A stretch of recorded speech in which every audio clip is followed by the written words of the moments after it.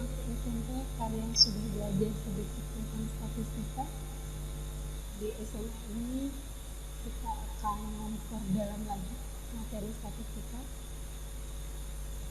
Di kelas 12 ini, KD yang akan kalian pelajari adalah yang pertama, menentukan dan menganalisis ukuran pemusatan, ukuran letak, dan ukuran penyebaran data. Ukuran pemusatan, ukuran letak, dan ukuran penyebaran data yang disajikan ke dalam bentuk tabel distribusi frekuensi dan histogram. KD yang kedua adalah menyelesaikan masalah yang berkaitan dengan penyajian data, hasil pengukuran, dan pencacahan dalam tabel distribusi frekuensi dan histogram. Jadi materi-materi yang akan kalian pelajari, yang pertama yaitu penyajian data. Waktu SMP, kalian sudah pernah melakukan penyajian data, tapi data yang kalian punya, kalian sajikan dalam bentuk diagram, yaitu diagram lingkaran, diagram garis, dan diagram batang. Untuk sekarang, data yang kalian punya akan kalian sajikan dalam bentuk tabel distribusi frekuensi, histogram, dan ada lagi namanya poligon frekuensi. Materi yang akan kalian pelajari juga yaitu adalah ukuran pemusatan data.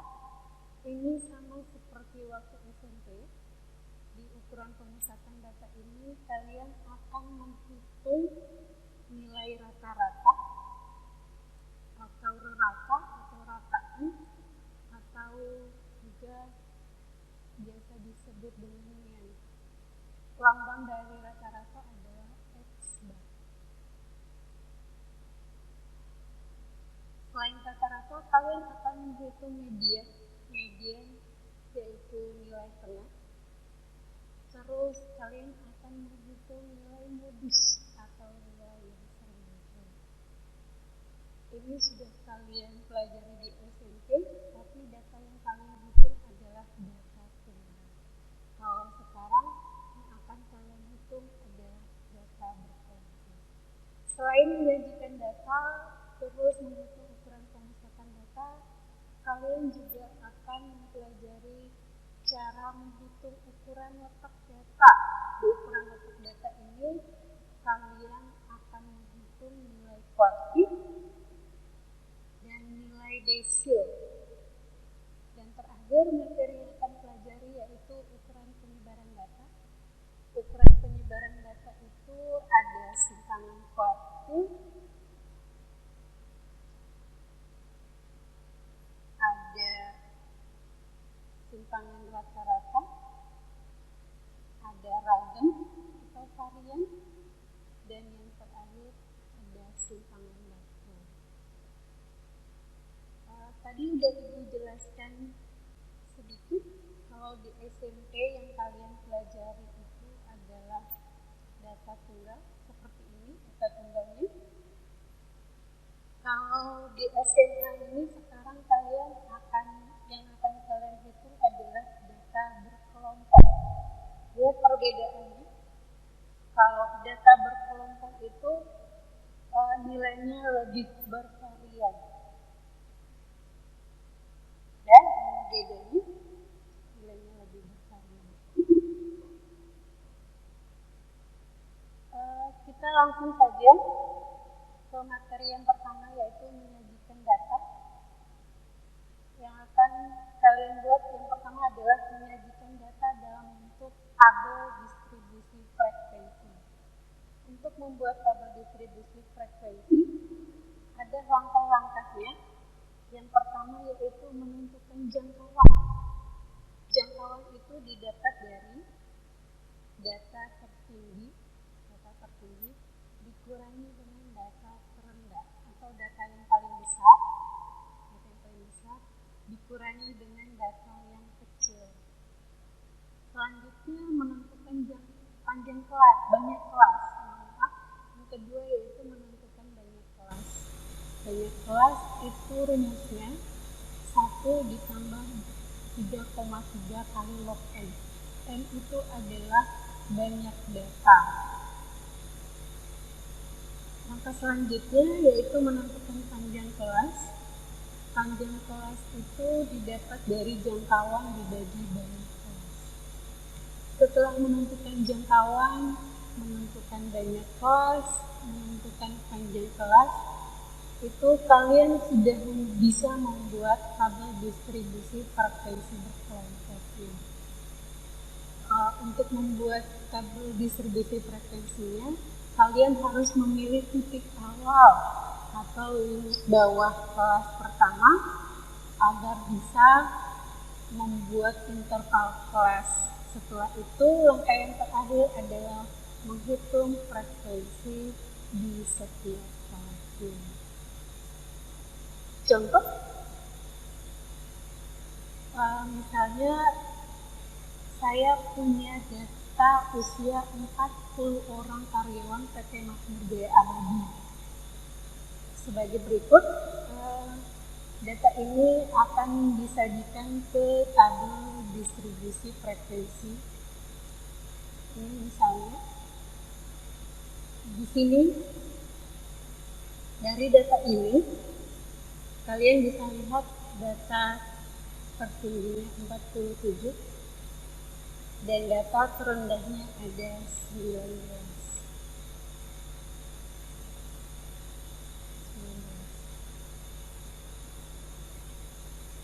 Kita lanjut ke langkah-langkah untuk membuat tabelnya. Yang pertama menentukan jangkauan. Mohon maaf, ternyata data terendahnya itu 18.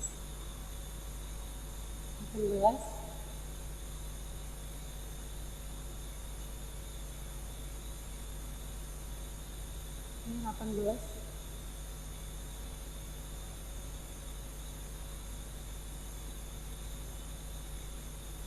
Ini data tertingginya 47 dan data terendahnya 18.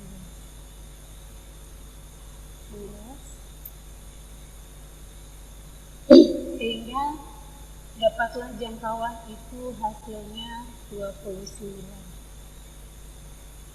Lanjut, menentukan banyak kelas. Banyak kelas, rumusnya tadi 1 ditambah 3,3 kali log n. N-nya tadi banyaknya data ada 40. Jadi 1 ditambah 3,3 kali log 40. Log 40 itu 1,6. Kita ambil satu angka di belakang koma. Dia 1,62630 gitu. Jadi kita ambil satu angka di belakang koma, jadi 1,6. 1,6 dikali 3,3 hasilnya 5,28. Tambahkan 1, hasilnya 6,28. Kita bulatkan jadi 6. Jadi banyak kelas yang akan kalian susun adalah 6 kelas. Yang ketiga, menentukan panjang kelas. Panjang kelas itu didapat dari jangkauan tadi 29, banyak kelasnya 6, hasilnya 4,83, jadi didapat panjang kelasnya ada 5. Untuk membuat tabel distribusi frekuensi, di setiap kelasnya kalian harus bisa menentukan interval kelas. Kita mulai dengan menentukan interval kelas pertama. Interval kelas pertama, kita mulai dengan batas bawah. Di setiap interval kelas itu ada yang namanya batas bawah kelas dan ada yang namanya batas atas kelas. Kita mulai dengan kelas yang pertama. Batas bawah kelas itu sama dengan data terkecil atau X minimum. Kita dapat data terkecilnya 18, Terus kita menentukan batas atas. Batas atas itu didapat dari batas bawah, ini batas bawah kelas, ditambah dengan panjang kelas dikurang 1. Panjang kelasnya 5, dikurang 1 hasilnya 4, jadi 18 tambah 4 hasilnya 22. Jadi interval kelas yang pertama adalah 18 sampai 22. Kita lanjut ke interval kelas yang kedua. Kelas kedua, batas bawahnya itu didapat dari batas atas kelas kedua, batas atas kelas pertama 22 ditambah 1, dapatnya 23 untuk batas bawah kelas kedua. Terus batas atasnya itu batas bawah kelasnya ditambah dengan panjang kelas kurang 1, jadi 23 tambah 4 hasilnya 27. Dapatlah interval kelas kedua yaitu 23 sampai 27. Lanjut ke kelas ketiga, batas bawahnya itu batas atas kelas kedua ditambah 1 hasilnya 28, itu sebagai batas bawah kelas ketiga. Batas atasnya itu batas bawah kelasnya ditambah dengan panjang kelas kurangi 1, jadi 24. Didapatlah interval kelas ketiga adalah 28 sampai 32. Dengan cara yang sama, kalian bisa menentukan interval kelas untuk kelas keempat, kelas kelima, dan kelas keenam. Langkah selanjutnya, data yang kalian punya sudah bisa kalian sajikan ke tabel distribusi frekuensi. Ini kelas pertamanya, ini kelas keduanya dapat ini, kelas ketiganya. Dengan cara yang sama kalian menentukan kelas 4, kelas keempat itu intervalnya 33 sampai 37, interval kelas kelima 38 sampai 42, dan kelas terakhir kelas 6 intervalnya 43 sampai 47. Terus di sini ada kolom frekuensi, menentukan angka yang terakhir menentukan frekuensi. Bagaimana cara kalian menentukan frekuensinya? Misalnya di sini ada kolom turus. Dari turus ini yang akan menjadi acuan untuk menentukan frekuensi setiap kelasnya. Misalnya kelas pertama itu intervalnya dari 18 sampai 22. Kita lihat di depan. 18 sampai 22 kita lihat. Di sini 22 ada 1, kalian pilih 1. Terus 21 ada 1, 2, terus 20 ada 1, 3, terus 18, 4,